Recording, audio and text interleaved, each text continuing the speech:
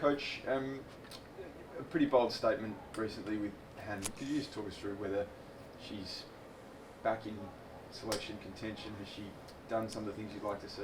Yeah, Han's made some good progress. It's obviously all just a week, really. But yeah, pleased with Han's progress, and we're working really strongly with her to support her.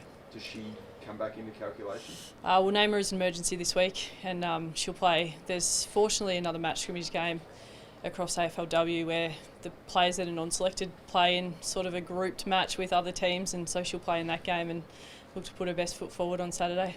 Jem said that she had a few sort of family issues, not to go into those sorts of things, but how do you feel like she's dealing with those issues and then potentially just the sort of scrutiny around her omission? Yeah, I think those things, all of our players and even staff go through some off-field stuff at different points in time, and as a young person, Han's had a few things to deal with this year, so like I said, we support her as best we can and certainly putting her best foot forward. It's been positive progress. Is that pleasing to see, that she's responded in the way she has? Yeah, of course. Yeah. Was she understanding of it all when the axing came, I suppose? Yeah, I think one of the hardest parts of my role is selection, to be really honest. It's tough. And so with any player, I make a real effort to have really open and honest conversations every week with every single player that's in or out of our side. And she's made some really positive progress for us. So yeah, I'm pleased with it. Without knowing really at all what happened behind closed doors, do you sort of sit down and go, have a look at some highlights from last year, have a look at best and fairest last year, like you got the potential to be one of our stars, one of our greats here. Did players like that need a reminder to kick into gear or something like that? I think the main thing for us is we just support our people as best we can, and I'm a weapons-based coach. We speak a lot around, there's always areas for growth in our group and individually, but you do focus on what the players' strengths are, so it's definitely part of the conversation. Lauren, is Erin's career slowly coming to an end? Do you feel like the last couple of weeks could be it for her? It's been an ongoing conversation, even from you guys, probably more often than anyone else. Erin's always been week to week since she got to the footy club, so yeah, I think the focus for us is the same. I think she's had a pretty strong year, to be fair, for a 38-year-old. She's led the way on and off field for us, and the work she's doing off field's been incredible. So yeah, all of that conversation is not for right now. She could still play, obviously she's a superstar, so she could go around again. Does she give any indication? Does she want to keep playing, do you know? Oh, like I said, the conversation's off the table at the moment. It's not anything that we talk about for round 8. Focus is very much on this weekend. When do you address it? Just in the season?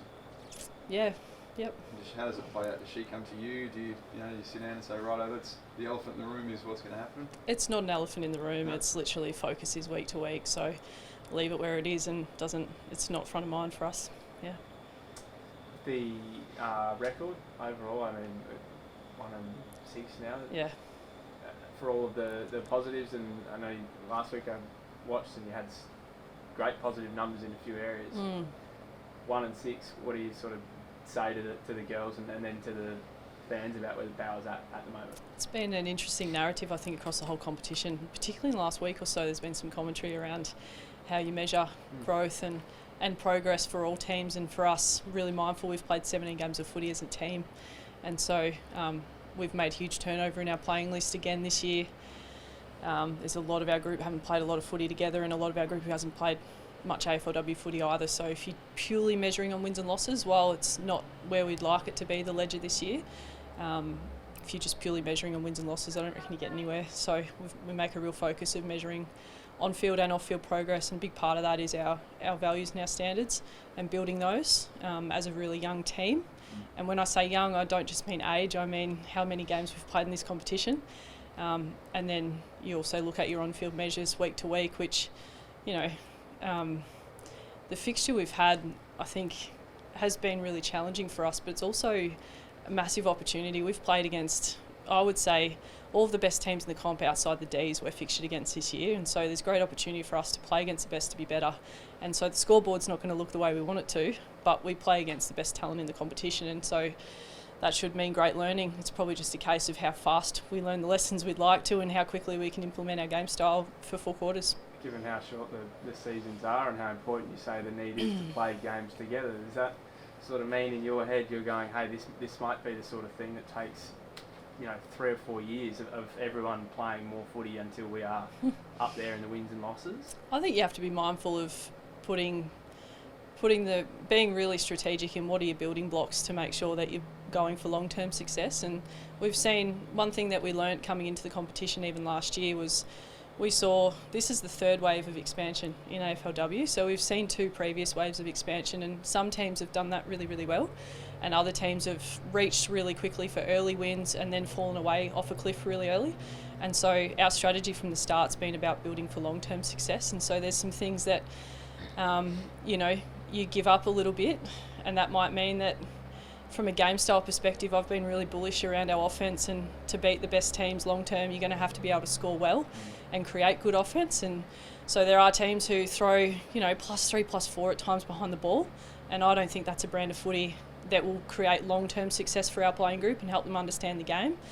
And so maybe at times that means that the margins are bigger, but it also means that long-term you're putting better building blocks in place for the game style that is going to hold up against the best teams in the best games. I heard Michael Pryor make a comment about the fixtures, not to connect to you, but just curious on your take. You said you played some of the best teams. Have you given any thought to how the AFL could perhaps make it a level playing field for some of the newer clubs? It's really interesting. I think, obviously Max asked about the 10-game competition. I'm, as I said, third wave of expansion. It's up to the AFL to do the fixture, and I think it's up to us to have the right mindset to grow as an expansion team in its second year. So I think the mentality, if I'm going to lead this place and lead our team, the mentality's got to be that you take every lesson you can. And if we're playing the bottom end of the competition every week, I don't reckon you learn as much as you can if you're not playing against the best.